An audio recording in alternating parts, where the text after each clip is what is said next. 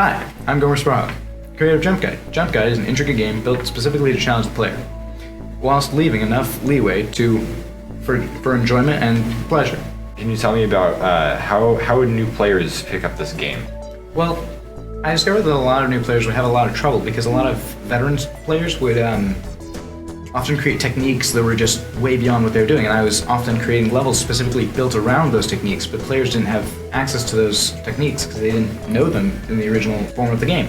So I created a Jump Guide. Jump Guide is a little green character that jumps around. He often will get into small crevices and places, but that's when I was first creating.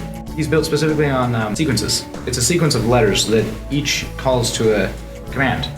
The command is then formulated into a sequence of button presses in a specific order. And then, based on that, I created level sequences. He's pre-programmed that way. Are there any customization options for your players? There are, actually. There's a lot of them. There's a customization option for difficulty and skins. You have to unlock costumes based on consecutive movements and actions built specifically around the skin you're trying to unlock. Talking about these special moves and actions, tell us a little bit more about these special moves. Okay, well, the game would be very boring if all you did was walk around or hop onto walls and do nothing. So I added jumping and wall jumping.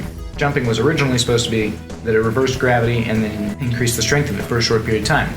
Then I realized that wouldn't work very well at all, so I instead made a trajectory variable. So it would change his trajectory to directly up, and then added force to that trajectory. That allowed the player to be able to move side to side when he was jumping, but he still couldn't jump on walls. So when I added jumping the walls, I made sure to add the fact that he would reverse his trajectory automatically. Instead, that way if you, say, jump at a specific angle, you'll have a return angle. Lastly, what's the challenges, and talk about what's the challenge for players? Why do they want to play the game? Well, I built the game around beta testers that were playing it. So as they played it and they kept saying, oh, this is difficult, hey, you should add this, you should add that, I would listen to them and I would pay attention to everything they said. Like when they asked if I should add skins, I added skins. And then they wanted me to make them unlockables, I did. And then when one of my friends told me that the game screen was too cluttered, I added tabs. After a certain point, I realized that the game was very, very complicated and I wanted to make sure it was very difficult for players to put down. I wanted them to enjoy the game, but play it for a long period of time. So each level was built specifically out of playstyle and version. So there will always be some player that gets stuck on one, and that one will be like Everest. Well, thank you for talking with me today, Gomer. Thank you.